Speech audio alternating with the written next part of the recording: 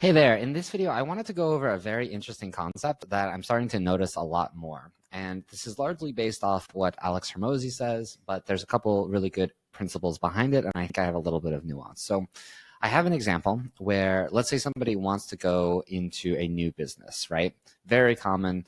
We get excited, we see some kind of result from maybe Instagram or something like that. And we're like, wow, that business just seems so much easier than my business, right? My business has this problem, has this problem, has this problem.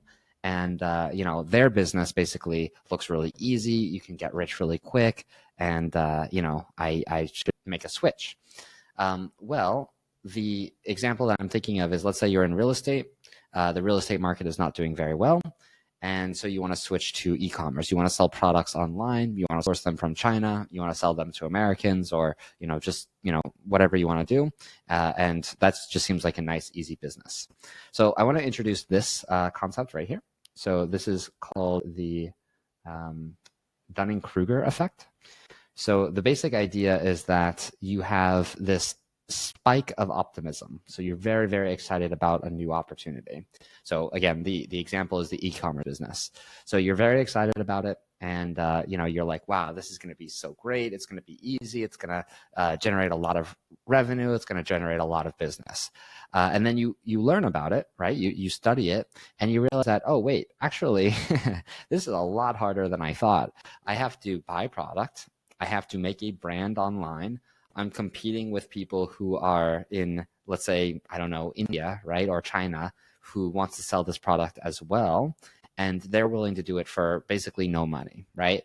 And so maybe you want to pay influencers, but the influencers cost money. And there's just a whole slew of problems. Maybe you have to ship things out and you have delivery issues. And maybe you buy 10,000, products and you're not able to sell it, and now you have 10,000 toothbrushes or whatever it is, and that is not going to be very good, right? So there's all kinds of problems, right? You spent a lot of money on these toothbrushes. You learn that you have to buy, 1 million to get like a reasonable price from, a provider. So then you come all the way down here and you're like, oh no, this is actually a lot harder than I thought. And so what you do is you might switch, right? So you might just say, you know what, this opportunity is not a good one. I'm going to switch. But if you do go through, you're going to, it's going to get a little bit better. You're going to learn something. And then something else is going to happen. And then you learn, and then something else is going to happen. So as an example, let's just say, and I'm going to come back to this in just a little bit, but another really good tool to understand this is The Woman in the Red Dress. So it's a very popular movie, The Matrix, where Neo is going through the Matrix. He sees a woman in the red dress. She stands out. You can see everybody else is just wearing black suits. She's very noticeable. And Neo pays attention to the woman in the red dress, which in this case is the other business. But then what happens is he's not paying attention to the people in the black suits, and he gets shot by Agent Smith, right?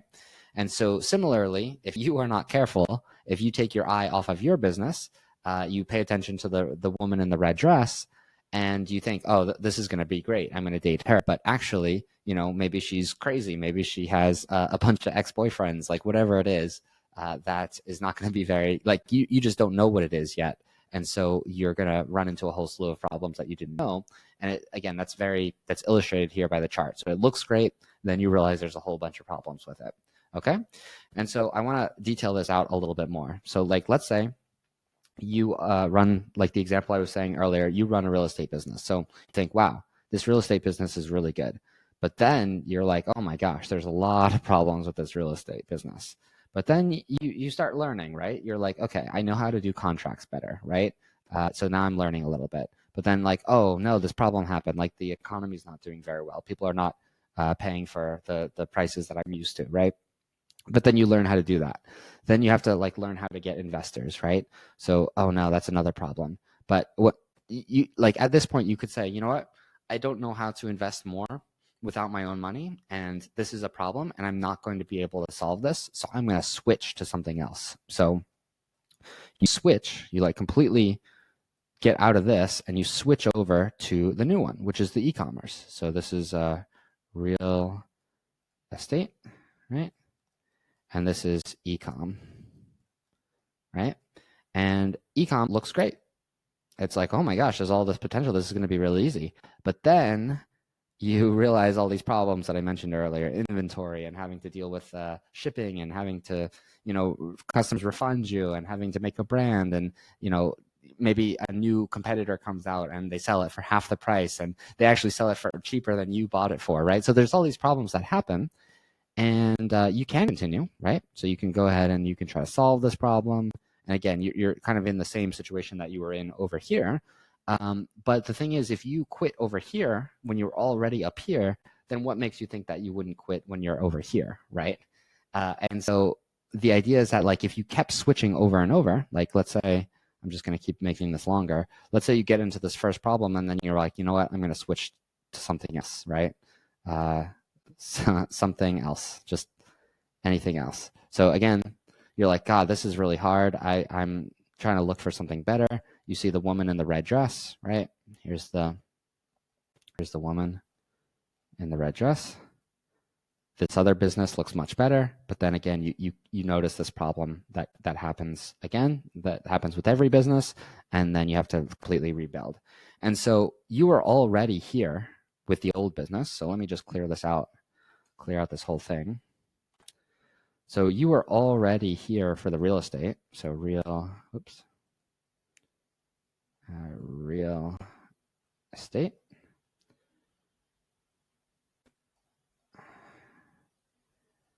You already realized it kind of sucked and you had a few problems and then you had a few more problems and you're already at this level, right?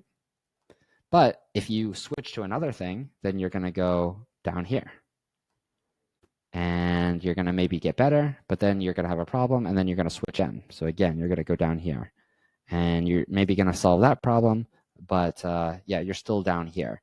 And so you could be, if you just kept with the real estate, you could solve this problem and then you'd be here. And then you'd be here, right? And so at the same time that you're down here, you could have been up here, right? And so it's fine to switch businesses, but you just want to make sure that you're not just switching businesses only because you are looking at the woman in the red dress and you think, you know what, this looks a lot better, but actually there's a whole bunch of problems that I don't understand. I just need to keep going through it and make the mistakes and grow with the business, right? And another thing that you obviously want to consider is like, is your business going to be around, throughout time? So is your industry growing? Things like that. With real estate, of course, real estate is growing. Is e-commerce growing? Probably, right? So you would just look up the stats of how well those different industries are doing.